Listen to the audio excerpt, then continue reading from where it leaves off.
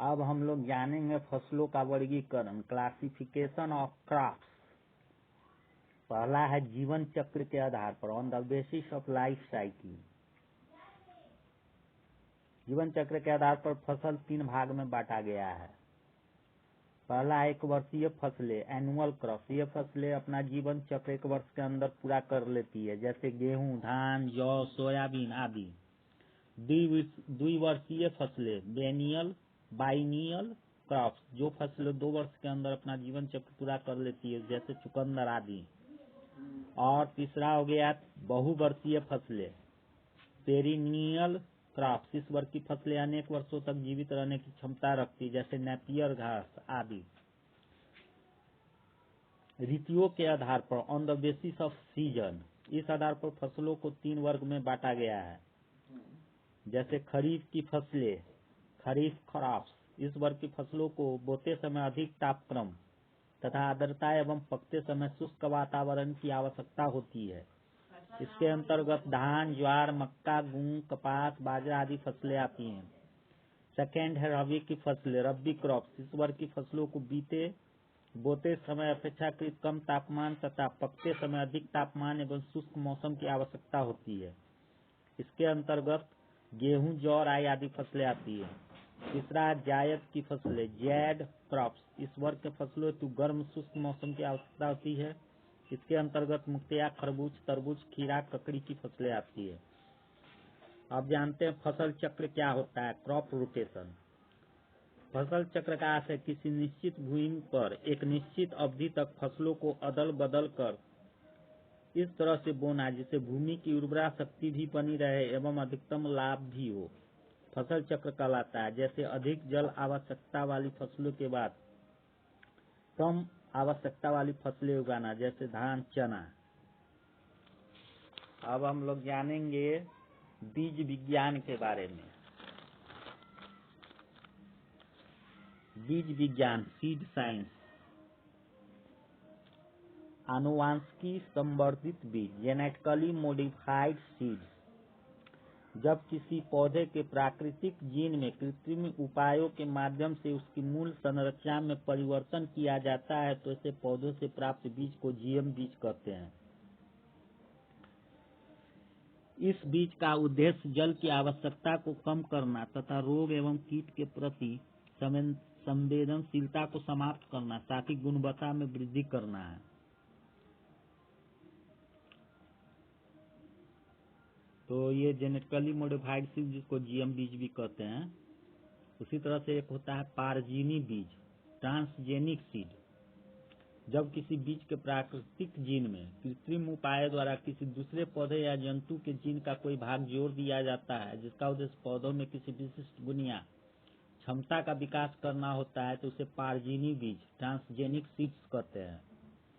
इसी तरह से होता है टर्मिनेटर बीज, टर्मिनेटर सीड।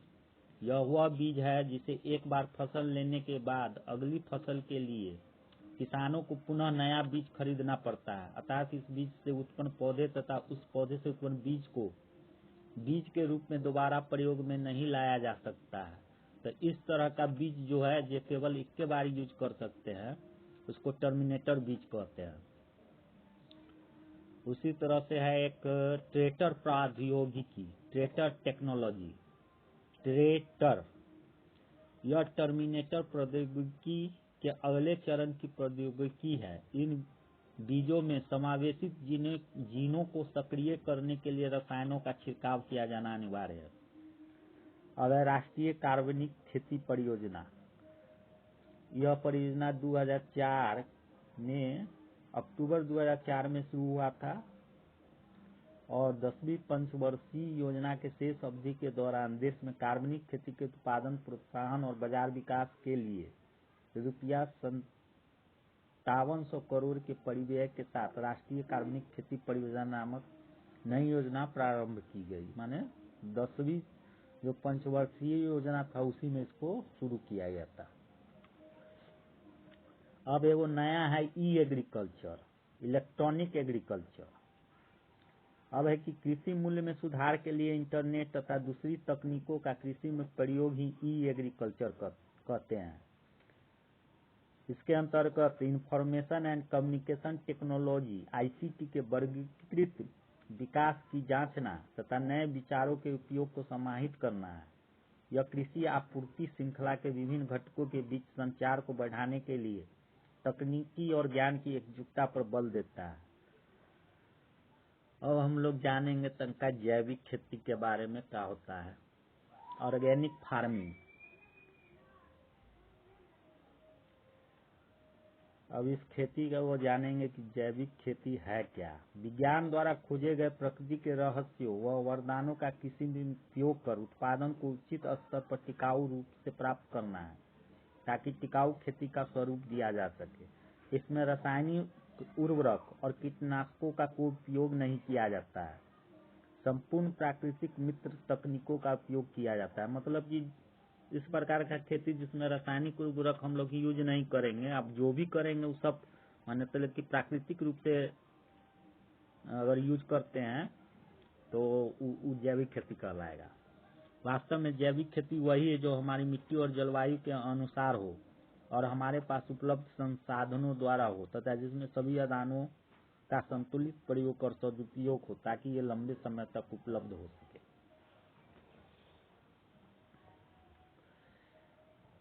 अब कुछ फसल है और उसके उत्पत्ति स्थान के बारे में जानते हैं। जैसे आलू, यह इसका उत्पत्ति स्थल दक्षिण अमेरिका का चिली जगह है। धान का उत्पत्ति स्थान दक्षिणी भारत है। मूंग का भारत है। कपास का भी भारत है। टमाटर का दक्षिणी अमेरिका है। सनई का ब्राजील है। तंबाकू का मध्य अमेरिका एवं मैक्सिको है। मक्का का मैक्सिको एवं मध्य अमेरिका। मूंगफली का ब्राजील है। जूट का भारत और गन्ना का भारत। ये सब इसका उत्पत्ति स्थान माने जहाँ से ये शुरू हुआ था, उत्पन्न हुआ था। अगला हमारा टॉपिक है हरित क्रांति, ग्रीन रिवॉल्यूशन। हरित क्रांति को शुरू करने का श्रेय नोबेल पुरस्कार विजेता प्रोफेसर नॉर्मन बोरलॉग को प्राप्त है और यह अमेरिका का निवासी है। अब निवासी थे जिन्हें हरित क्रांति का पिता भी कहा जाता है। तो कौन है इसमें मेन इम्पोर्टेंट नाम है प्रोफेसर नॉर्मन बोरलॉग, माने यह इसके जनक है। इनको नोबेल पुरस्कार भी मिला है और इनको हरित क्रांति का पिता भी कहा जाता है। और भारत में हरित क्रांति के जन्मदाता का नाम MS स्वामीनाथन को माना जाता है। हरित क्रांति के अंतर्गत गेहूं, बाजरे एवं गन्ने के उत्पादन में वृद्धि हुई जबकि चना, पटसन तथा दाल के उत्पादन में गिरावट आई। संयुक्त राष्ट्र पर्यावरण प्रोग्राम में उनको आर्थिक पारिस्थितिकी का पिता कहा है। वे MS Swaminathan research foundation Chennai के संस्थापक है। कौन है? तो MS स्वामीनाथन। यद्यपि देश में हरित क्रांति की शुरुआत वर्ष 1966-67 में, परंतु इसकी पृष्ठभूमि में वर्ष 1960-61 में गहन कृषि जिला कार्यक्रम इंटेंसिव एग्रीकल्चर डिस्ट्रिक्ट प्रोग्राम के नाम से देश के 7 जिलों में अपनाया गया, जिसके अंतर्गत किसानों को ऋण, बीज, खाद व तकनीक उपलब्ध कराना ताकि गहन खेती का ढांचा तैयार हो सके। गहन कृषि क्षेत्रीय कार्यक्रम इंटेंसिव एग्रीकल्चर एरिया प्रोग्राम जो 1964-65 में शुरू हुआ था तथा इसकी अगली कड़ी के रूप में हरित क्रांति थी। इसके अंतर्गत फसलों की उत्पादकता एवं वृद्धि एवं बहुफसली कार्यक्रम को शामिल किया गया। अब हम लोग जानेंगे कुछ कृषि विधियां के बारे में। विधियां मतलब एग्रीकल्चरल मेथड्स। तो पहला है स्थानांतरित कृषि, ट्रांसफरिंग एग्रीकल्चर। और यह पद्धति जो है यह सबसे पुराना प्रणाली है। इसमें क्या करते हैं, किसी जंगल के किसी खंड को हम लोग साफ सुथरा कर देते हैं। जैसे उसका वृक्ष हो गया, उसका झाड़ी को जला उला के काट कूट के हटा देते हैं और कुछ वर्ष तक खेती की जाती है। कुछ समय बाद भूमि की उर्वरता समाप्त हो जाने के पश्चात उस भूखंड को छोड़कर यही क्रिया दूसरे स्थान पर संपादित करते हैं। इसे बुश फेलो या झूम कृषि भी कहा जाता है। क्या इसका दूसरा नाम सबका है? बुश फेलो या झूम कृषि। इसमें खेतों का आकार छोटा होता है तथा एक साथ कई फसलों की कृषि की जाती है। आप जानते हैं कि स्थानांतरित कृषि के विभिन्न नाम, जैसे राज्य में सब अलग अलग राज्य में इसको अलग अलग नाम से, या देश में भी अलग अलग नाम से जाना जाता है। तो हम देखते हैं कुछ देश में कैसे इसको जाना जाता है। जैसे हमारा असम राज्य हो गया, तो इसको इस स्थानांतरित कृषि को वहाँ झूम कहा जाता है। केरल में ओनम के नाम से जानते हैं, आंध्र प्रदेश में पोडू के नाम से जानते हैं, और पूरा भारत में इसको झूम खेती के नाम से जानते हैं। मध्य प्रदेश में बेबार या बेरा खेती के नाम से जानते हैं। उसी तरह से फिलीपींस में कैंगिन नाम से जानते हैं, इंडोनेशिया में हुमा नाम से जानते हैं, ब्राजील में रोका, मलेशिया में लदांग और म्यांमार में टुंगिया, ग्वाटेमाला में मिल्पा के नाम से जानते हैं। मतलब अलग अलग देश और अलग अलग राज्य में यह जो हमारा स्थानांतरित कृषि है वो अलग अलग नाम से भी जाना जाता है। दूसरा है स्थानबद्ध कृषि। यह स्थानांतरित कृषि के विपरीत कृषि पद्धति है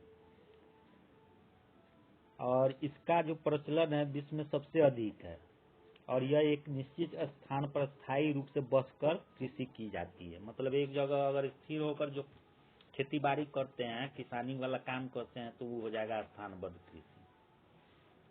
तीसरा है जीविका कृषि।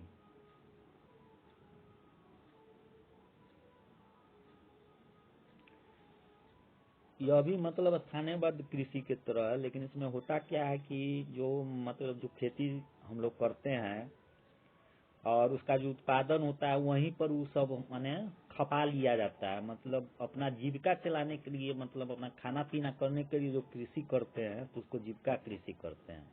इसके अंतर्गत हो गया धान, गेहूं, दाल, मक्का, ज्वार, बाजरा, गन्ना, सोयाबीन आदि की कृषि की जाती। मतलब उत्पादित किए और उसको खुद ही खपा गए, खा पी के समाप्त कर दिए। इस तरह का कृषि जीविका कृषि होगा।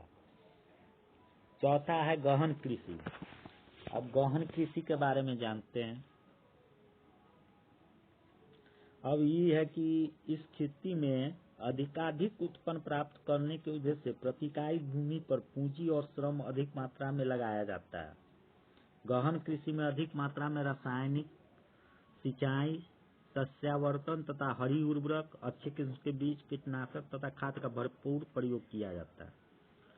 मतलब कि पूरा दिल लगा के जो खेती करल जाता है उसको हम लोग गहन कृषि कहते हैं। ये खर्चीला कृषि है, खर्चीला भी है, तो इसमें उत्पादन भी तुमको अच्छा प्राप्त होगा, पैसा भी इसमें अच्छा अर्निंग होगा। इस तरह का खेती है। मतलब कि माने एक तरह से पूरा व्यवसायिक रूप से जो कृषि करते हैं उसको हम लोग कहेंगे गहन कृषि। पांचवा है विस्तृत कृषि। यांत्रिक विधियों से काफी विस्तृत आकार वाले खेती पर की जाने वाली कृषि को विस्तृत कृषि कहा जाता है। इस प्रकार की कृषि में श्रमिकों का प्रयोग कम होता है, परंतु प्रति व्यक्ति उत्पादन की मात्रा अधिक होती है। पूर्व सोवियत संघ के स्टेपी क्षेत्र, अमेरिका का मध्य यायावर्ती एवं पश्चिमी मैदान भाग, कनाडा का प्रेयरी क्षेत्र, अर्जेंटीना का पंपास क्षेत्र तथा ऑस्ट्रेलिया का डाउन्स क्षेत्र विस्तृत कृषि के अंतर्गत आता है।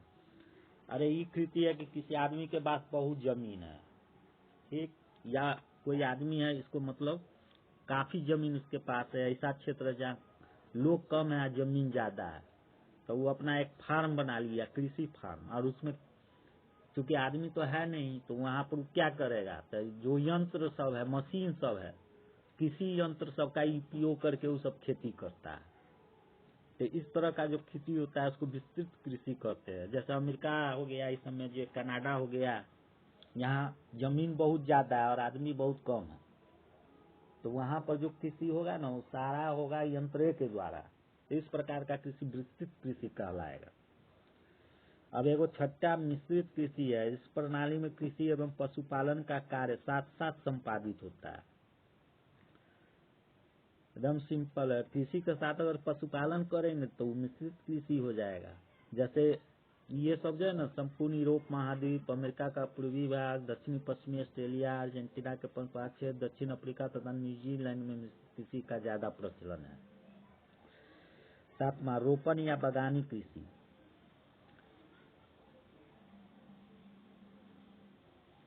यह जो है एक प्रकार से पूरा व्यापारिक कृषि इसको कहते हैं।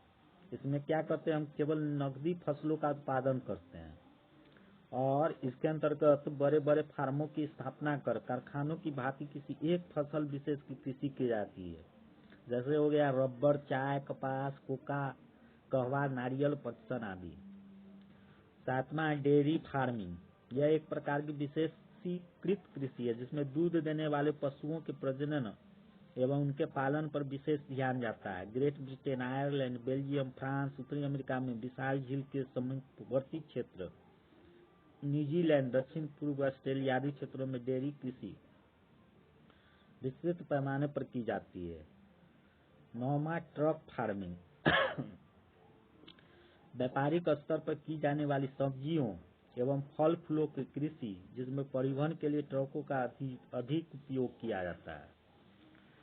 और 10वां सीढ़ीदार कृषि। पर्वतीय क्षेत्रों में मृदा को संरक्षित रखने के लिए प्रणाली व्यापक रूप से प्रचलित है। इसमें पर्वतीय ढालों पर सीढ़ीदार खेत बनाकर कृषि का काम किया जाता है। फलतः इससे पानी की गति कम हो जाती तथा मृदा अपरदन पर नियंत्रण हो जाता है। अब हम लोग देखेंगे कि भारत में जो क्रांति भेल है कृषि के क्षेत्र में, और उसका नाम देखेंगे आप किस फसल से संबंधित है इसके बारे में जान लेते हैं। तो जैसे है कि हरित क्रांति जो है, तो इसका क्षेत्र हो गया, यह खाद्यान्न के लिए हुआ था जिसमें गेहूं, धान का उत्पादन को बढ़ाया गया था। उसी तरह नीली क्रांति है। नीली क्रांति किसके लिए? यह मत्स्य उत्पादन माने मछली के पालन के लिए हुआ था। श्वेत क्रांति अगर पूछा जाए, धवल क्रांति या श्वेत क्रांति, तो यह सिंपली इसका जवाब देना है दुग्ध उत्पादन के लिए। लाल क्रांति किसके लिए हुआ? तो मांस और टमाटर उत्पादन के लिए। भूरी धूसर क्रांति उर्वरक उत्पादन के लिए। गुलाबी क्रांति झींगा उत्पादन के लिए। सुनहरी क्रांति बागवानी, फल उत्पादन, सेब आदि के लिए। उसी तरह पीली क्रांति तेलहन, तेल उत्पादन के लिए। रजत क्रांति अंडा एवं मुर्गी उत्पादन के लिए। गोल क्रांति आलू उत्पादन के लिए। ब्राउन या ब्लैक क्रांति वैकल्पिक ऊर्जा के लिए। तो ये सब क्रांति है जो इंडिया में हुआ है, भारत में हुआ है, और उसका किस चीज से संबंधित है इसका हम लोग जानकारी ले लिए। अब आगे चलते हैं, कुछ टर्म सब है उस सबको जान लेते हैं। जैसे एक है वर्मी कंपोस्ट।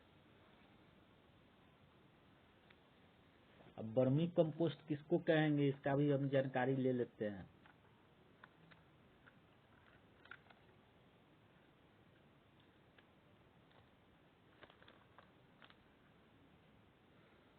देखो, इसको जो है ना वर्मी कंपोस्ट केचुआ पालन भी कहा जाता है। इसमें क्या करते हैं कि गोबर, सूखे एवं हरे पत्ते, घास फूस, धान का पुआल, बाजरा की कड़ी, मक्का, फसलों के अवशेष, डेयरी कुक्कुट वेस्ट, मुर्गा मुर्गी का वेस्ट जो हो गया, सिटी गार्बेज इत्यादि खाकर केचुआ द्वारा प्राप्त मल से तैयार खाद वर्मी कंपोस्ट कहलाती है। जो हर प्रकार के पेड़ पौधे, फल, वृक्षों, सब्जियां, फसलों के लिए पूर्ण रूप से प्राकृतिक, संपूर्ण एवं संतुलित आहार पोषण खाद है। केचुए का मल, वर्मी कास्ट तथा वर्मी बास भी उपयोगी है। उसी तरह एक है मशरूम खेती, मशरूम कल्टीवेशन। अच्छा, ये जो मशरूम जो होता है वह एक प्रकार का कवक है जो खाने में स्वादिष्ट है तथा ये पौष्टिक भी होता है और जनरली यह सब्जी के रूप में प्रयोग में होता है। और इसमें हम लोग जाने तो क्या क्या रहता है, तो कार्बोहाइड्रेट रहता है, चर्बी की मात्रा थोड़ा कम रहता है, लेकिन प्रोटीन की प्रचुर मात्रा पाई जाती है। मतलब कि यह इसमें तुमको प्रोटीन ज्यादा पाया जाता है। और इसको है कि बिना मिट्टी के भी उगाया जा सकता है। इसको है ना धान, पुआल एवं गेहूं के भूसे आदि पर उगाया जा सकता है। इसके लिए उचित तापमान 22 से 30 डिग्री सेल्सियस तथा आर्द्रता 80 से 90 उपयुक्त पाई जाती है। बैटन, एग्रिकस, पैडीस्ट्रा, वोलोरेली तथा ढीगरी ओएस्टर इसके 3 प्रकार हैं। अब हम लोग जानेंगे खाद के बारे में।